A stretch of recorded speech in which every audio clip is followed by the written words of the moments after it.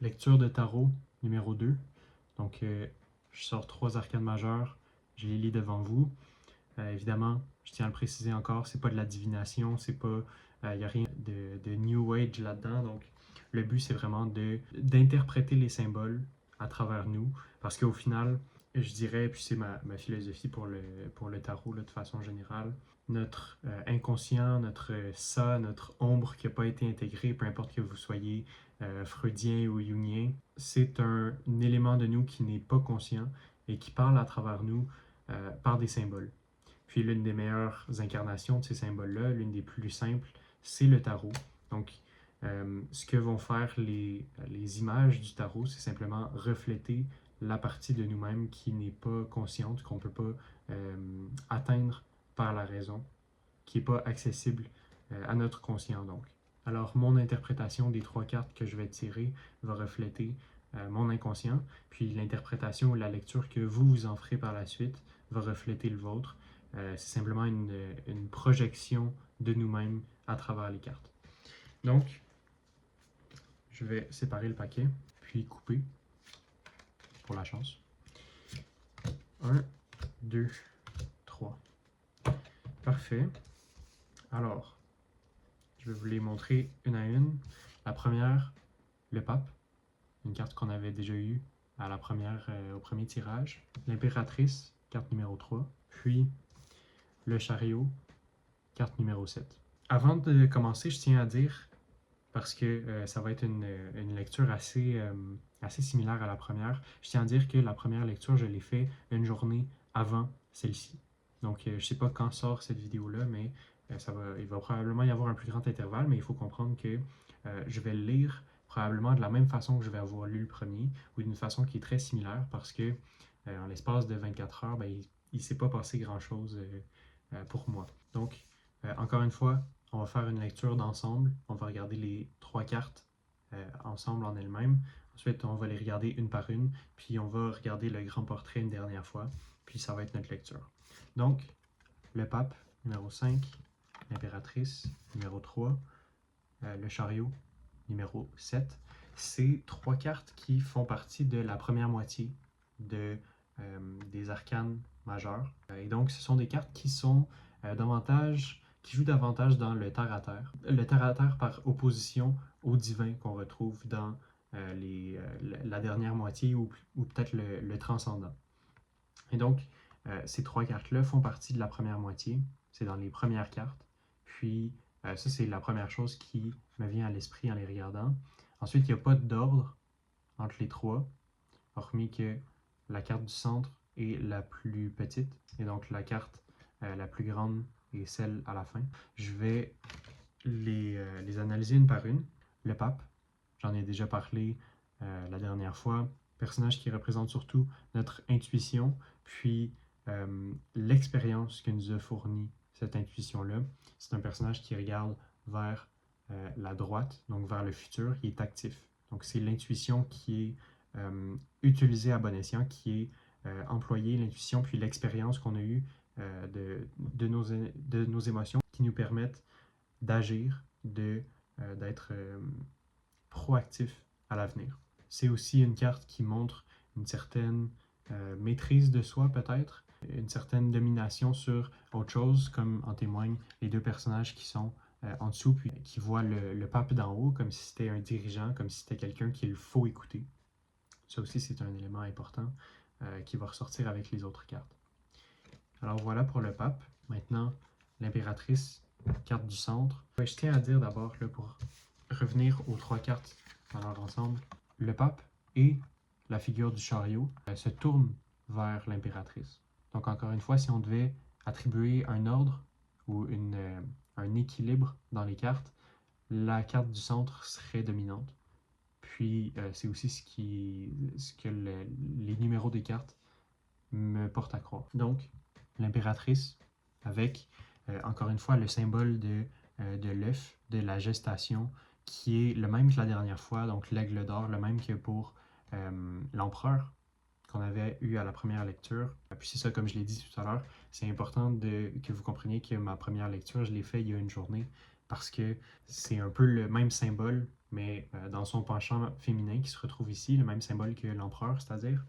Puis voilà, on retrouve les mêmes couleurs en prédominance, donc le bleu royal, le rouge royal également. Par opposition à l'empereur, on ne voit pas les pieds de l'impératrice. Les pieds de l'empereur, c'était un élément important parce qu'ils étaient rouges, ils représentaient le sang. Ici, c'est le rouge de la royauté, en tout cas c'est comme ça que je le vois, comme du velours. Puis, évidemment, il y a des éléments dorés, notamment ce qui semble être le trône derrière, ses cheveux, la couronne, le sceptre.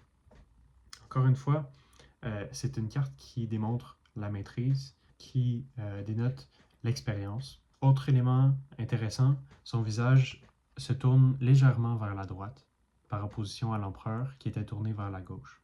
Ce que ça veut dire, c'est que la carte a un peu le même positionnement que le pape. Donc, l'impératrice, c'est un personnage féminin qui lui aussi tend vers l'intuition, vers la créativité. Donc, même si même si nos trois cartes sont dans la première partie du tarot, il y a quand même un certain élément de transcendant peut-être qui ressort, mais c'est un élément qui demeure ancré dans le quotidien, je dirais. Donc, c'est ça, je dis que ça ressemble au pape parce que là aussi, on parle de l'intuition, puis on parle de l'intuition qui agit. L'empereur reflétait sur le passé, sur ce qu'il a déjà, sur son intériorité. L'impératrice, c'est un personnage qui représente aussi l'intériorité, le monde intérieur, mais encore une fois, il est utilisé. Il est mis en action, il n'est pas simplement réprimé, gardé en soi, de la même façon que le pape. Donc voilà, autre élément qui est important à noter, c'est encore l'œuf avec l'aigle à l'intérieur qui symbolise la gestation, quelque chose de nouveau qui est en train de naître de quelque chose. Puis ce quelque chose-là, il va probablement se retrouver dans le chariot, puisque l'impératrice regarde le chariot lorsqu'on regarde nos trois cartes dans leur ensemble. Autre chose, ici, il y a ce qui semble être un filet d'eau.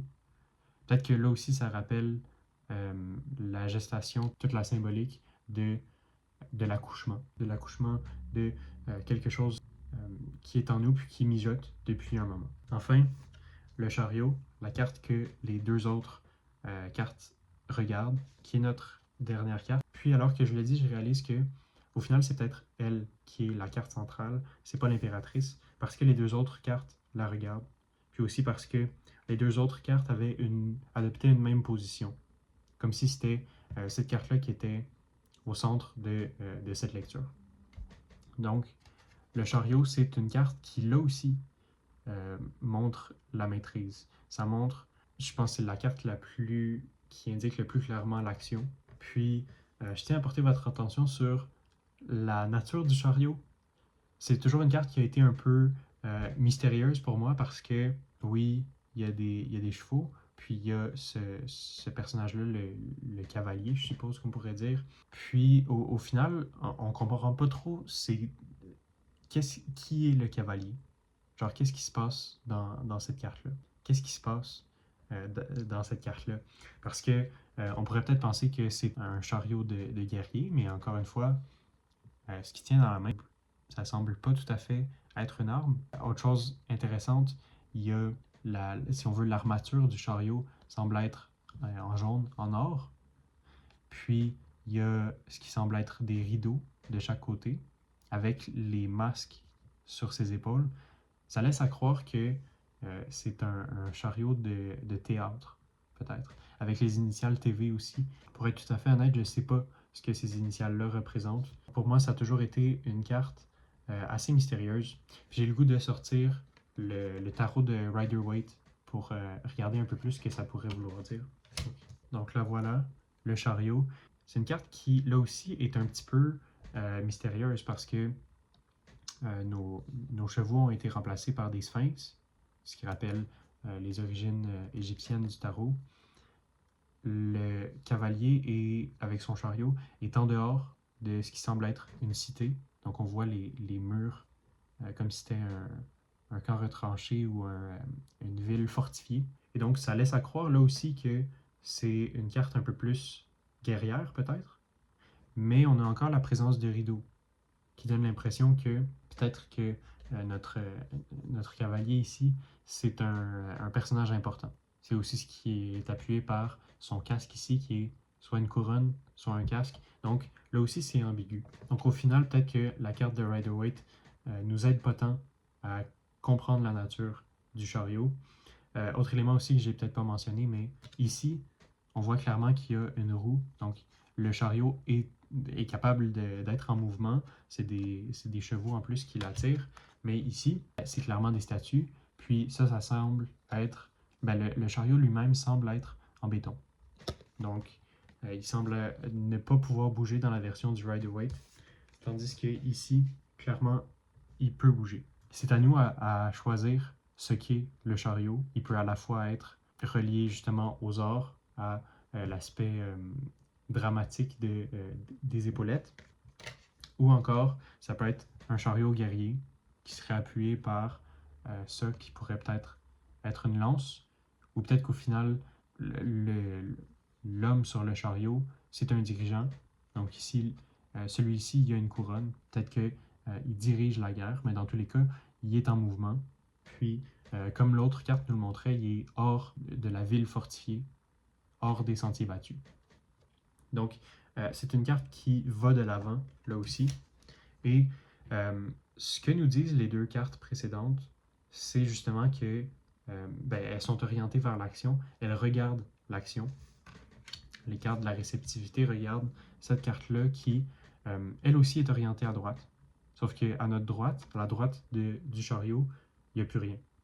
C'est la carte finale qui regarde donc vers l'avenir et qui est prête à aller à l'attaque.